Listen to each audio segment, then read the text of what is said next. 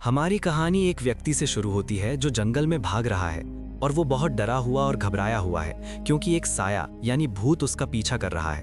वो उससे छिपने की कोशिश करता है लेकिन वो साया उससे कहता है, कहाँ जा रहे हो जानो, और उसे पकड़कर काट लेता है।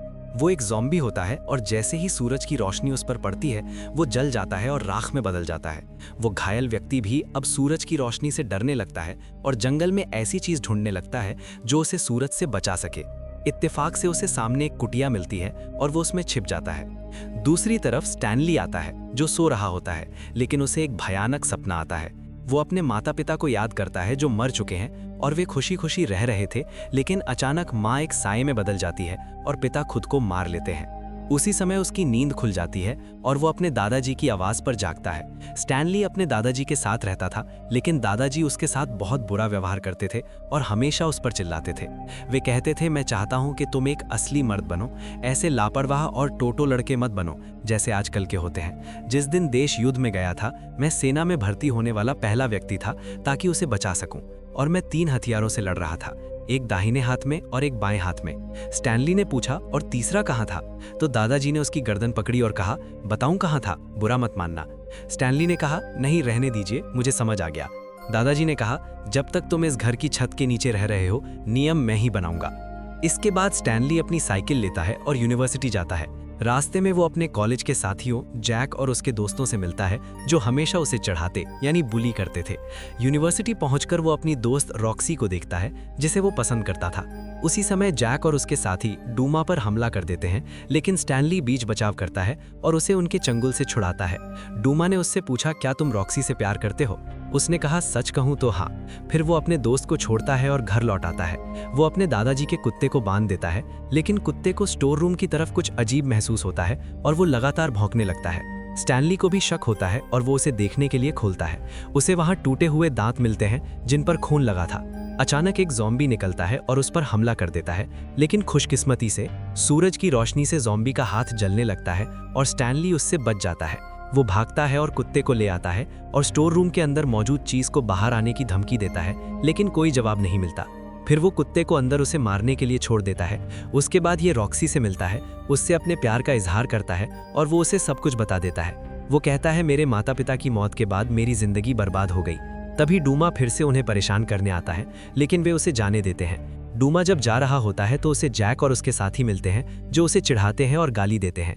डूमा खुद को रोक नहीं पाता और पलटकर गाली दे देता है, तो वे गाड़ी से उतरकर उसका पीछा करते हैं और उसे जमकर पीटते हैं। दूसरी तरफ स्टैनली घर पर होता है। वो एक मोटा डंडा लेता है और स्टोर रूम के पास जाकर खड़ा हो जाता है। वो कहता है, अगर कोई ऐसा मर्द है जिसके जन्म प्रमाण पत्र पर नर लिखा है तो वो बाहर आए। जैसे ही वो दरवाजे के करीब पहुंचता है उसे कुछ अजीब महसूस होता है। शुक्र है कि स्टैनली अपनी जान बचाकर वहां से हट जाता है। थोड़ी देर बाद उसका दोस्त यानी डूमा पिटने के बाद उसके पास आता है। स्टैनली कहता है, स्टोर रूम में एक ज़ॉम्बी है जिसने कुत्ते को मार दिया। दोस्त कहता है, मैं अपनी आंखों से देखे बिना तुम्हारी बात पर यकीन नहीं करूंगा। वो स्टोर रूम के करीब जाता है और स्टैनली उसे चेतावनी देता है, भाई मत जाओ। जैसे ही वे छेद से अंदर झांकते हैं उन्हें ज़ॉम्बी का चेहरा दिखता है और वे डर के मारे पैंट गीली कर लेते हैं। वे जल्दी से लकड़ी के फट्टे लाते हैं और स्टोर रूम के दरवाजे के छेद को बंद कर देते हैं। डूमा कहता है, हम इस ज़ॉम्बी का फायदा उठा सकते हैं जो हमें उन बुली करने वाले लड़कों यानी जैक और उसके साथियों से छुटकारा दिला सकता है। लेकिन स्टैनली मना कर देता है क्योंकि जो भी स्टोर रूम के करीब जाएगा वो मारा जाएगा। इसमें कोई मजाक नहीं है। वो घर जाकर ज़ॉम्बी और पिशाचों की फिल्में देखता है और उसे पता चलता है कि उनसे छुटकारा पाने के 3 तरीके हैं, सूरज की रोशनी, दिल को नष्ट करना और सिर काट देना। तो वो सुबह उठता है और एक ड्रिल लेता है ताकि स्टोर रूम की छत में छेद कर सके, जिससे सूरज की रोशनी अंदर जाए और ज़ॉम्बी का शरीर जल जाए। लेकिन ये योजना सफल नहीं होती। थोड़ी देर बाद एक महिला पुलिसकर्मी आती है और उसके दादाजी के बारे में पूछती है। स्टैनली कहता है कि वे कुछ समय से बाहर गए हैं और वो स्टोर रूम के बारे में कुछ नहीं बताता। पुलिसकर्मी उसे एक लापता शिकारी की फोटो दिखाती है। स्टैनली समझ जाता है कि वही शिकारी स्टोर रूम वाला ज़ॉम्बी है, लेकिन वो कहता है, मैंने इसे पहली बार देखा है। मुसीबत तब होती है जब उसे जमीन पर दादाजी की लाठी मिल जाती है। उसे शक होने लगता है कि स्टैनली कुछ छिपा रहा है जो वो बताना नहीं चाहता। वो स्टैनली को अपनी गाड़ी से यूनिवर्सिटी छोड़ने की पेशकश करती है और रास्ते में उसे बातों में फंसाने की कोशिश करती है।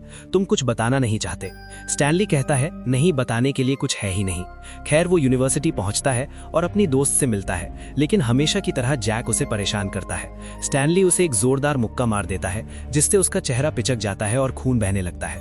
यूनिवर्सिटी का अधिकारी स्टैनली पर चिल्लाता है और कहता है, तुम्हारी मुश्किलें बढ़ती जा रही हैं। मैंने तुम्हारे दादाजी को फोन किया पर उन्होंने नहीं उठाया, इसलिए मैंने पुलिस को बुलाया है ताकि वे उन्हें लाएं और तुम्हारा समाधान निकालें। स्टैनली समझ जाता है कि पुलिसकर्मी घर के रास्ते में है और जैसे ही वो पहुंचती है घर पर उसे स्टोर रूम से आवाजें आती हैं और वो उसकी तरफ जाती है। उसी समय स्टैनली पहुंचता है और उसे दरवाजा खोलने से रोकने की कोशिश करता है। पुलिसकर्मी को लगता है कि उसने दादाजी को अंदर कैद कर रखा है। वो उस पर पिस्तौल तान देती है। वो दरवाजा खोलती है और काश उसने ऐसा ना किया होता। ज़ॉम्बी ने मानो कहा, आखिरकार मैंने कोई औरत देखी, कितनी प्यारी झप्पी है, और उसका हाथ काट लिया। उसी समय जैक स्टैनली से बदला लेने आता है। स्टैनली कहता है, अभी भाग जाओ वरना मारे जाओगे। तभी डूमा आता है और पुलिसकर्मी की पिस्तौल उठा लेता है। वो जैक को धमकाता है। जैक डर जाता है कि वो उसे सच में मार देगा। डूमा कहता है, स्टोर रूम के अंदर जाओ तभी मैं तुम्हें जिंदा छोड़ूंगा। स्टैनली कहता है, तुम पागल हो क्या, उसे अंदर मत भेजो, वो मर जाएगा। लेकिन वो उसे भी धमकाता है और मजबूर करता है जैक को स्टोर रूम के अंदर जाने के लिए, और वो मारा जाता है। स्टैनली डूमा को मारता है क्योंकि वो जो हो रहा है उससे खुश नहीं है। थोड़ी देर बाद रॉक्सी आती है और उसे जगाती है। स्टैनली देखता है कि स्टोर रूम का दरवाजा खुला है और वो उसे बंद करने जाता है। रॉक्सी पुलिसकर्मी का हाथ देखकर डर जाती है। स्टैनली उसे दिलासा देता है और कहता है, ये सिर्फ एक कटा हुआ हाथ है, कोई कॉकरोच नहीं जिससे तुम डरो। वो झाड़ू का डंडा लेता है और स्टोर रूम के अंदर जाता है। वहां उसे अपना दोस्त डूमा मिलता है। डूमा कहता है, ज़ॉम्बी ने मुझे काट लिया है और मैं किसी भी पल बदलने वाला हूँ। अचानक वो स्टैनली पर हमला करता है, लेकिन स्टैनली डंडा उसके दिल में घोंप देता है और उसे सूरज की रोशनी की ओर खींचता है जब तक कि वो मर नहीं जाता। इसके बाद वो रॉक्सी से मदद मांगता है ताकि बाकी ज़ॉम्बी को मारा जा सके, और वो खुद को तैयार करता है और बंदूक निकालता है। जब ज़ॉम्बी दरवाजा तोड़ने की कोशिश करते हैं तो वे उनके सिर में गोली मार देते हैं और वे मर जाते हैं। वो अपनी दोस्त को बचाने दौड़ता है जिसे एक ज़ॉम्बी मार ही ने वाला था। वो चिल्लाता है और शोर मचाता है ताकि ज़ॉम्बी उसे छोड़ दे। वो ज़ॉम्बी के दिल में गोली मारता है पर उस पर कोई असर नहीं होता। वो कुल्हाड़ी से उसके कंधे पर वार करता है पर ज़ॉम्बी उसे आसानी से हटा देता है। रॉक्सी बंदूक लेती है और ज़ॉम्बी के चेहरे पर गोली मारती है जिससे उसके चेहरे में छेद हो जाता है। ज़ॉम्बी मानो कहता है, मेरे चेहरे में छेद कर दिया, अब मैं मास्क कैसे पहनूंगा, और वो उस पर हमला करता है। स्टैनली नाको निकालता है और उसकी तरफ फेंकता है पर वो गलती से उसकी दोस्त के कंधे पर लग जाता है।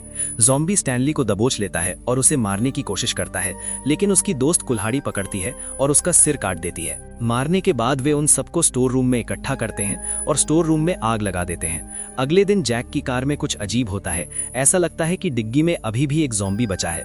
फिल्म यहाँ खत्म होती है।